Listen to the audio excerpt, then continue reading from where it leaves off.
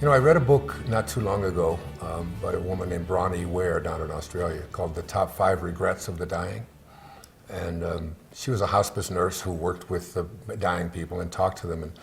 And the number one regret that people had, people who were dying, who knew that they were crossing over and making their transition, the top regret was, I wish I'd have had the courage to live the life that I knew I was destined to live. In other words, that I had a purpose, that I knew that there was something greater that I came here to do, that I signed up for something other than just to fit in and to go along and to follow somebody else's rules. And most of us are not, don't allow ourselves the freedom to listen to those internal callings, those things that we all feel are just so important to us. I can give you two examples of the two most significant moments in my life that I can think of, other than the birth of my children and all those wonderful things that took place. But I went to my father's grave in 1974, a man that I just hated. I was filled with rage and antipathy and anger towards. And I was called to go there at the age of 34. And I went there because I was just angry. I wanted to make a connection. I just couldn't believe that this man, he'd been dead for 10 years and I had just found out. And I stood on his grave for the longest time just cursing and being angry. And I went back to my car. It was down in Biloxi, Mississippi. And I got into the rental car to drive back to New Orleans, and then I was going to fly back up to New York because I was a professor at St. John's University in New York City. I was been thinking about wanting to write and all of that, but nothing was going right for me at that time. I was out of shape, things weren't working well, I was drinking, I had been doing drugs, I was in a bad relationship. My whole life was just not on the kind of path that it is on today. And I got back in the car to go, and I felt I'd finally done that, and I had a calling. I was called back by some invisible intelligence, some burning desire, something that we call light, something that we call the impersonal part of us that is always directing us, and it's always directing you as well. You're listening to it sometimes. Most of the time we ignore it in the name of fitting in or doing what I don't have time, or I'm too old, or I'm too fat, or I'm too skinny, or I'm too white, or I'm too black, or I'm too poor, and endless we go with all of the reasons why we can't fulfill a destiny that we know is ours, that we signed up for, that we're here for in this infinite universe, that who we are is not this physical body that we're in that is here for a moment and gone. Who we are is this infinite intelligence, and we forget that. The same intelligence that created this infinite universe that never ends is you. You manifested in this infinite, divine, organizing intelligence. You're a part of all of it. And I got a calling, and the calling for somehow said, go back. You're not complete. That's not why you were sent here. That's not why I wanted you to go to your father's grave. I went back. Something came over me at the age of 34. I have no idea what it was. I do know now that it was light, it was God, it was that divine intelligence, whatever you call it.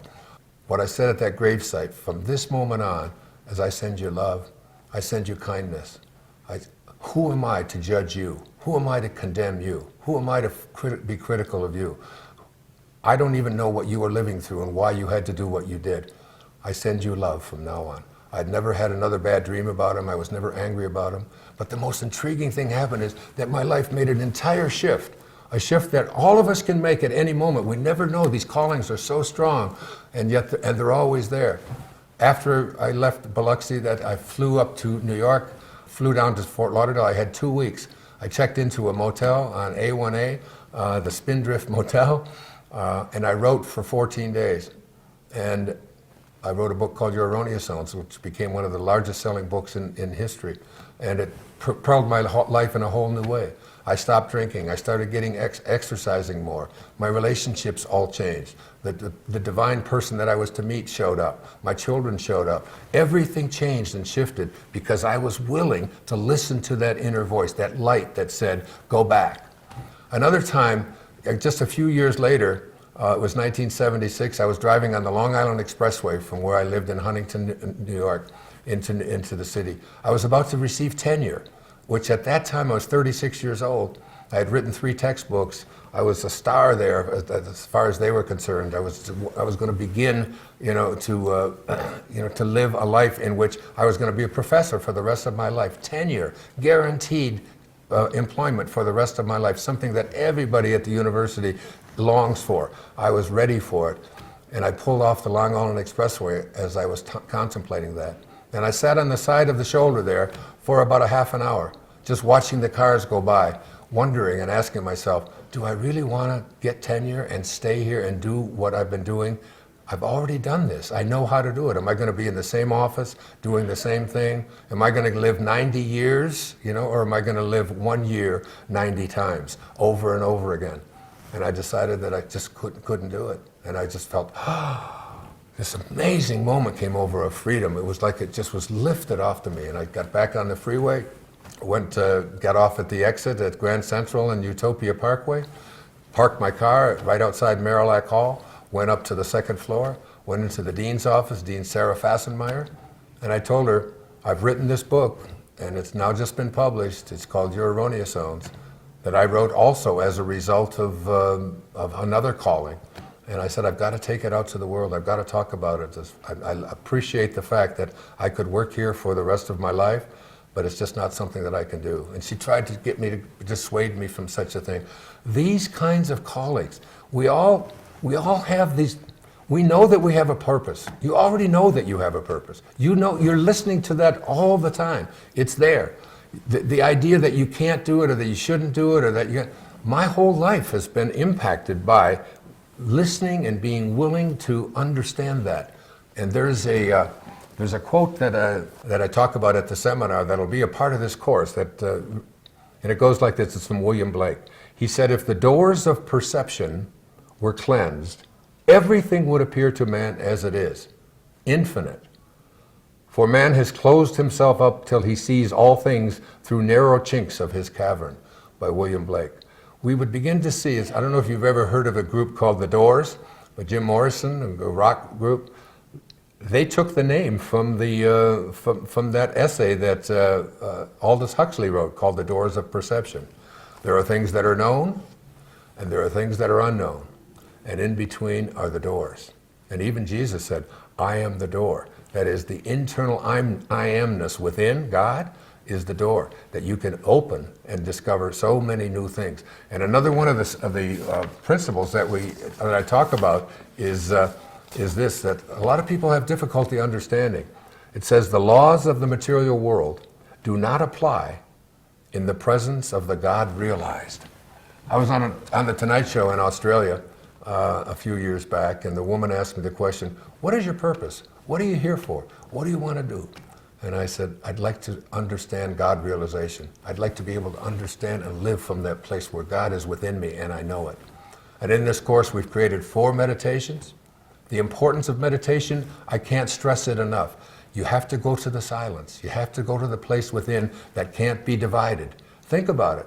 Silence is the only place where you can go that you can't divide it. You cut it up and you still got more silence and more silence. And it is in that silence, in that meditation. And I deliver some really very, very powerful meditations with some readings that when you understand them, you'll understand that the laws of the material world do not apply in the presence of the God realized. Once you're in that state of God realization, you'll understand things like your intuition.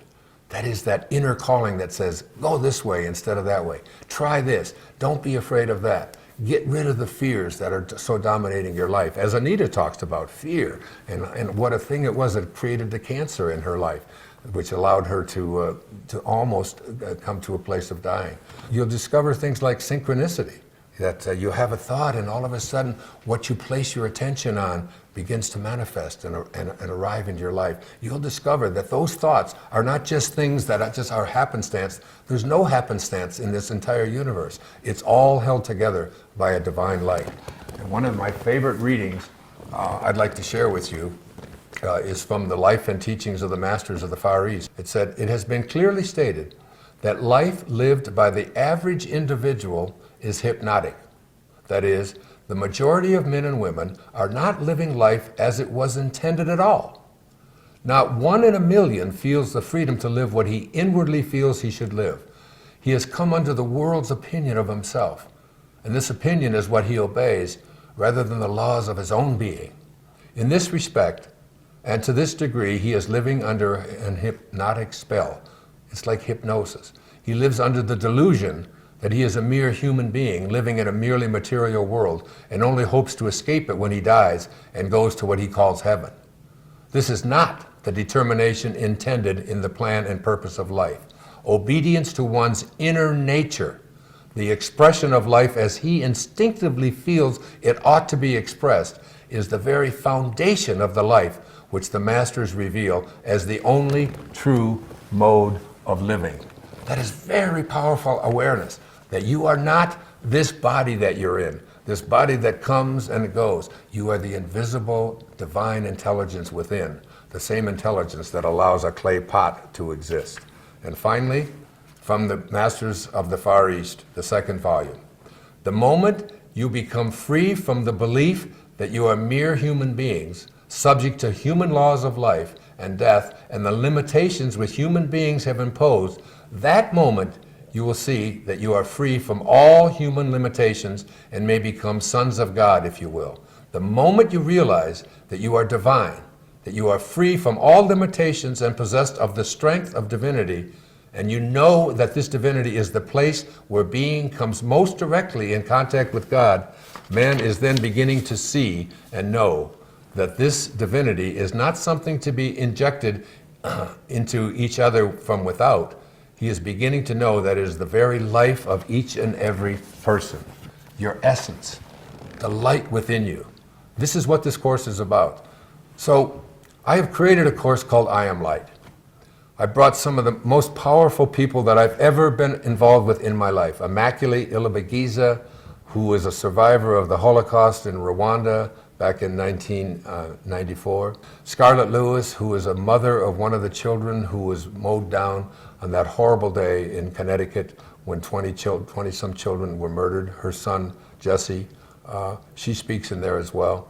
This is a course that we go deeply in depth in, and the reason that I put the course together in the first place is because I have heard nothing but positive, enlightening comments from people who say, it turned my life around. I finally went within and discovered that I am capable of using this divine intelligence that we call light inside of us to create the life that I was destined to live. I hear it over and over again every time we do it. We do it in entire weekend seminars. Anita and I have done this entire seminar in Portland. We did it in Maui, and we're doing it all over the world. But look, I would like to be able to go everywhere. I'd like to go to every country in the world. I'd like to go to every city in the world and present this. It's just not possible. That's the beauty of the internet. That's one of the things that we can do. We can put this course online and give you an opportunity to be in that seminar yourself. This is what we're offering. I hope you enjoy it. I'm sure that you will. I am light.